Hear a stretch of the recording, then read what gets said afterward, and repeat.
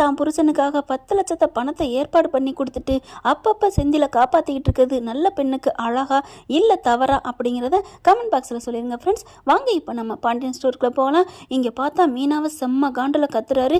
ஏப்பா உன்னை நான் பெத்த பொண்ணு மாதிரி தானப்பா நினச்சேன், நீ போய் எனக்கு இப்படி நம்பிக்கை துரோகம் பண்ணிட்டியப்பா, போப்பா நான் உன்னை மற்றவங்களாத்தையும் விட உன்னை நான் என்னமோ நினச்சேன் அப்படிங்கிறாங்க. மாமா அப்படிலாம் இல்லை மாமா, அவர் என்ன மாமா பண்ணுவார், கஷ்டப்பட்டுட்டு இருக்கீல அதனால தான் மாமா லோன் வாங்கி போட்டு நான் கொடுத்தேன் மாமா அப்படிங்கிறாங்க 10 லட்ச ரூபா பணத்தை.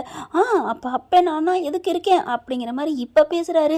அப்பன்ட்ட தானங்க 1 லட்சம் கேட்டார், அந்த மனுஷன் 1 லட்சம் கேட்டதுக்கே அதெல்லாம் முடியாது அதெல்லாம் முடியாது அப்படின்னு அன்னைக்கு சொல்லிவிட்டு இன்னைக்கு நான் அப்பேன்னு எதுக்கு இருக்கேன், சே எனக்கு மனசு விட்டு போச்சுடா மனசு விட்டு போச்சு அப்படின்னு சொல்லிட்டு அங்கேருந்து கிளம்புறாங்க.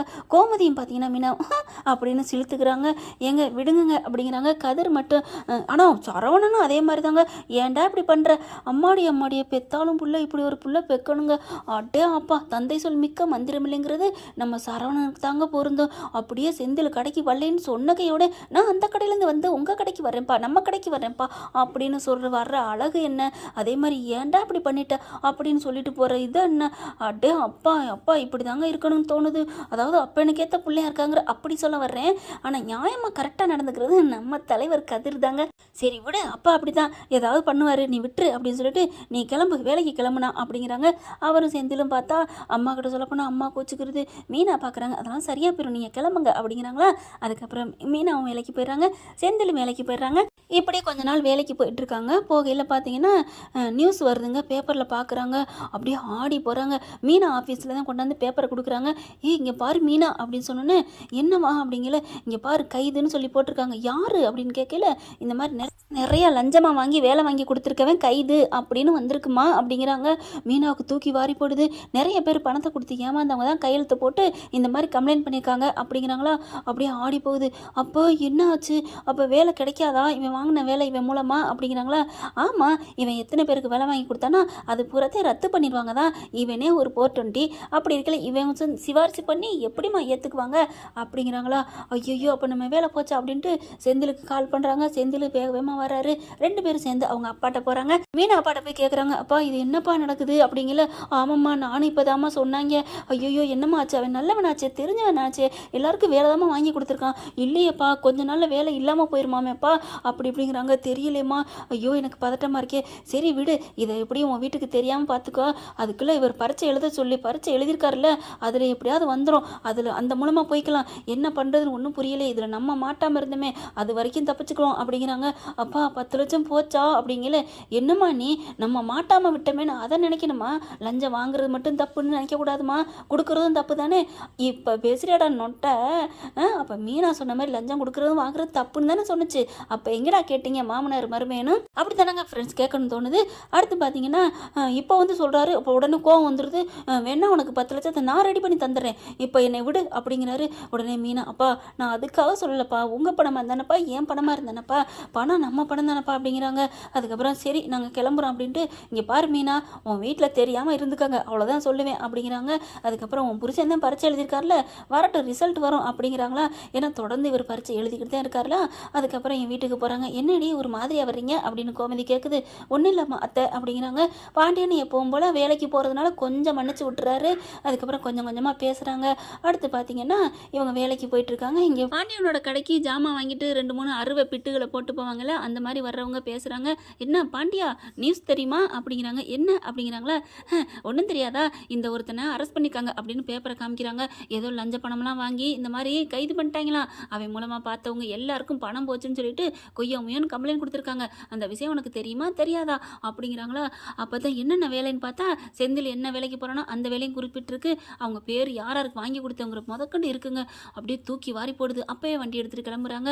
அம்மா மச்சான் நீங்கள் பழனி சொல்ல நீ இரு நான் வர்றேன் அப்படின்னு வீட்டுக்கு வராங்க. வீட்டுக்கு வந்ததுக்கப்புறம் எங்கே யாருமே இல்லையான்னு கேட்க இன்னும் யாரும் வரலங்க, சீக்கிரம் உடனே கால் பண்ணி வர சொல்கிறாங்க. மீனா கதிர் ராஜி எல்லாம் வந்துடுறாங்க. வந்ததுக்கப்புறம் அப்படியே அந்த பேப்பரை தூக்கி போடுறாரு. என்ன அப்படின்னு பேப்பரை வாங்கி பார்க்க ஐயோ அப்பாவுக்கு தெரியும் போலே தெரிஞ்சிருச்சே அப்படின்ட்டு மீனாவை பார்க்குறாரு செந்தில். அதுக்கப்புறம் கோமதி தலையில் இடி விழுந்த மாதிரி ஐயோ போச்சா 10 லட்சம் போச்சா, வேலை போச்சான்னு நினைக்கல, பிடிபடாமல் தப்பிச்சானே அப்படின்னு நினைக்கல, பணம் போச்சான்னு தாங்க எல்லாம் பதட்டத்தோடு பார்க்குறாங்க.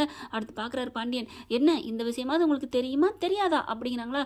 அது வந்து தெரியும் மாமா அப்படிங்கிறாங்க மீனா. ஆனால் செந்தில் பேசவே இல்லை. ஏன் துறை பேச மாட்டாரோ? இல்லைப்பா அது வந்துப்பா அப்படிங்கல. அடைச்சே வாயை மூடுறா, எல்லாத்துலேயும் ப்ராடு பித்தலாட்டம். ஏப்பா நீ தான் நல்ல பிள்ளையாச்சே, சொல்லக்கூடாதா? இல்லை மாமா இது நல்ல விஷயமா இருந்தால் சொல்லலாம், இது கெட்ட விஷயம். எப்படி மாமா இந்த உண்மையை சொல்கிறது? அதான் மாமா நான் சொல்லாமல் விட்டுட்டேன் அப்படிங்குதா. இப்போ என்ன நினச்சிட்டு இருக்கீங்க? அப்போ நான் எதுக்கு இந்த வீட்டில் இருக்கேன்? அப்போ வேலை போச்சா அப்படிங்கல. வேலை போச்சுன்னு தான் மாமா சொல்லிக்கிட்டு இருக்காங்க அப்படிங்கல. சே நீங்களாம் இப்போ என்ன பண்ண போகிற? வந்து பொட்டணம் போடவா? அதான் உனக்கு லாயக்கு, மளிகை கடைக்கு தான் நீ லாயக்கு அப்படின்னு சொல்லிட்டு பயங்கரமாக கத்த. ஏன் மளிகை கடை ஒன்றும் மட்டம் இல்லையே அப்படின்னு கதிர் சொல்ல, வாப்பா வா நல்லவனே, நீ உன கொடி பிடிப்பியே, இப்போ இவன் பண்ணுறது நல்ல விஷயமா?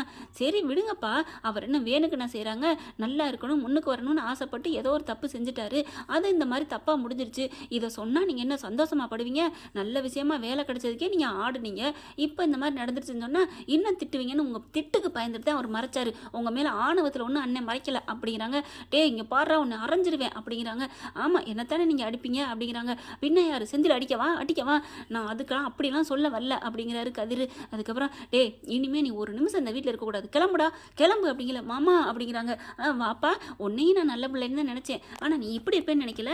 நீங்கள் 2 பேருமே கிளம்புங்க, 2 பேரும் கிளம்பி போங்க, என் கண்ணு முன்னாடி நிற்காதீங்க அப்படின்னு கத்திட்டு இருக்கீங்களே. சார் போஸ்ட் கொரியர் அப்படின்ட்டு ஆள் வருது. என்னன்னு யாரும் வேகமாக போகிறாங்க, போயிட்டு பார்க்குறாங்க, வாங்கிட்டு செந்தில்ங்கிற பேருக்கு வந்திருக்கு. என்னன்னு பார்க்குறாங்க, செந்திலுக்கு இப்போ பரீட்சை எழுதி பாஸ் ஆகிட்டாருங்க. பரீட்சை எழுதுனதுலையும் ஆனாலும் பாஸ் ஆகி மார்க் அதிகம் இல்லை அப்படிங்கிறனால தான் வெயிட்டிங்கில் இருந்தாங்க. வேலை கிடைக்கிற வரைக்கும் அப்பா கிட்ட சொல்ல வேணாம் அப்படின்னு நினச்சிக்கிட்டு தான் இருந்தாங்களா. கரெக்டாக பார்த்தா இவருக்கு வேலை கிடச்சிருச்சுங்க. உண்மையிலே பரீட்சை எழுதுனதுக்காக வேண்டி பார்த்தா அப்படியே சந்தோஷம் தாங்கலை. கதிர் தாங்க வாங்கி பார்க்குறாரு. அப்படியே செந்திலன்னா அப்படின்னு சொல்லி தூக்கிறாரு. என்ன அப்படிங்கிற மாதிரி பார்க்குறாங்க. இவங்க மீனாவும் செந்திலும் வாசல் வரைக்கும் வந்துடுறாங்களா. ஏன்னா விரட்டிட்டாரில் போங்கன்னு சொல்லிட்டு இதை பார்த்தோன்னே அப்படியே தூக்கி வாரி போடுது மீனாவுக்கு. அப்படியே கதிர் அப்படின்னு சொல்லிட்டு கை கொடு. ராஜி ஓடி வந்து பார்க்குறாங்க. அக்கா அப்படின்னு கை கொடுக்க சொல்கிறாங்க. அதுக்கப்புறம் பார்த்தா அம்மா அப்படின்னு சொல்லிட்டு எல்லாம் சந்தோஷப்பட பாண்டியன் பார்க்குறாரு. டே என்னடா நடக்குதுங்க அப்படின்னு கேட்க கதிர் உடனே அம்மா அப்படின்னு அப்பாவுக்கு சொல்கிற மாதிரி இங்கே அப்பா கிட்ட கூட சொல்லலைங்க, அம்மா கிட்ட தான் சொல்கிறாங்க. யார் நேர்மையாக போகலை, நீங்கள் இல்லீகலாக போகிறீங்க அப்படி இப்படின்னு குத்துனாரே, குத்தி காமிச்சாரே. இப்போ என்ன பண்ணுவாராம், மூஞ்சி எங்கே வைப்பாராம் அப்படிங்கல. டே என்ன சொல்லன்னு புரியுற மாதிரி சொல்லுங்கடா அப்படிங்கல.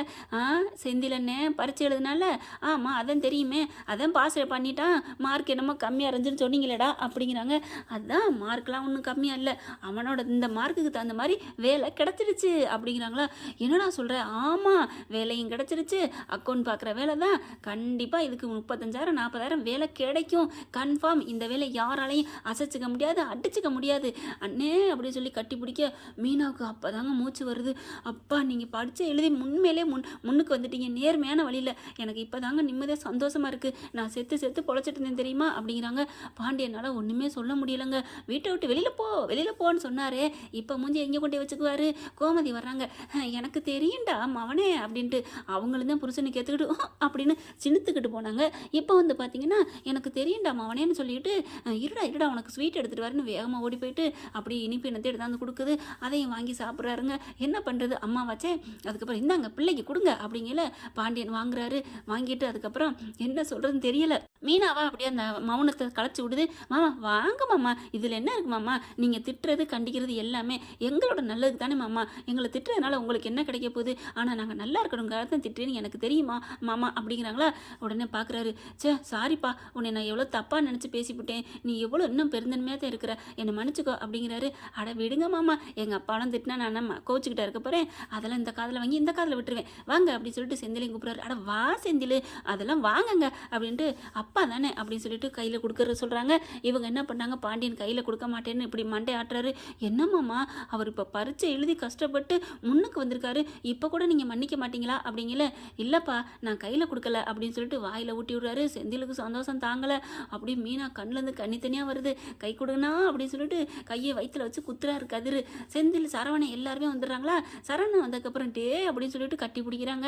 ஏன்டா அப்படி பண்ணுறேன்னு சொல்லிட்டு போனேன் அதே சரவணே அவ்வளோ சந்தோஷப்படுறாரு. அதுக்கப்புறம் டே வாடா பார்ட்டி வைக்கணும்டா அப்படிங்கல. என்னது பார்ட்டியா? ஐயோ அப்பா, பார்ட்டினா அந்த பார்ட்டி இல்லைப்பா, சும்மாப்பா. நீங்கள் வேறு என்னப்பா பார்ட்டினா அதே தப்பாக நினைப்பீங்களா? இது வந்து வேறு நல்லா சூப்பராக அப்படியே மட்டன் சிக்கன் எல்லாம் சாப்பிட்டு நல்லா பீச்சுக்கு போயிட்டு சுற்றி பார்த்துட்டு வரப்போகிறோம், எல்லாரும் கிளம்புறோம் அப்படிங்கிறாங்களா. ஜாலி அப்படிங்கல. அப்படியே முகம் வாடுது. என்னப்பா அப்படிங்கல. இந்நேரம் அரசு இருந்தால் எப்படி எப்படியோ இருந்திருக்கும் அப்படிங்கிற மாதிரி நினைக்கிறாரு. நீங்கள் என்ன நினைக்கிறேன்னு தெரியுது மாமா, விடுங்க மாமா, எல்லாருக்கும் நல்ல காலம் வரும் அப்படிங்கிறாங்க மீனா. கரெக்டாக அப்படி நிமிந்து பார்க்குறாரு. நான் என்ன நினைக்கிறேன்னு உனக்கு தெரியுமாப்பா அப்படிங்கிறாரு. தெரியுமாம்மா, அரசியை தானே நினச்சிங்க அப்படிங்கல. ஒன்றும் இல்லைங்கிற மாதிரி அப்படியே மனசுக்குள்ளே நொந்துக்கிட்டு போகிறாரு. அட விடுங்க மாமா, சந்தோஷமாக பேசணும் அப்படின்னு இந்த நேரம் நல்லா கொண்டாடணும் அப்படின்னு சொல்லிட்டு எல்லாரும் கிளம்புங்க அப்படின்னு ஹாப்பியாக கிளம்புறாங்க. ஓகே ஃப்ரெண்ட்ஸ், பார்க்கலாம். மீனாவோட நல்ல மனசுக்கு நல்லதே நடந்திருக்குங்க. கெட்டது பண்ணாங்க, அது அப்படி தீய வழியில் வந்து தீய வழியிலே போயிடுச்சு.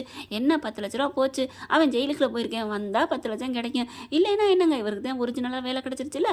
பார்க்கலாம் ஃப்ரெண்ட்ஸ். இந்த பகுதி உங்களுக்கு பிடிச்சிருந்துச்சுன்னா உங்கள் பொண்ணான கையில் ஒரு லைக்கை போட்டு சப்ஸ்கிரைப் பண்ணிடுங்க. Thank you friends.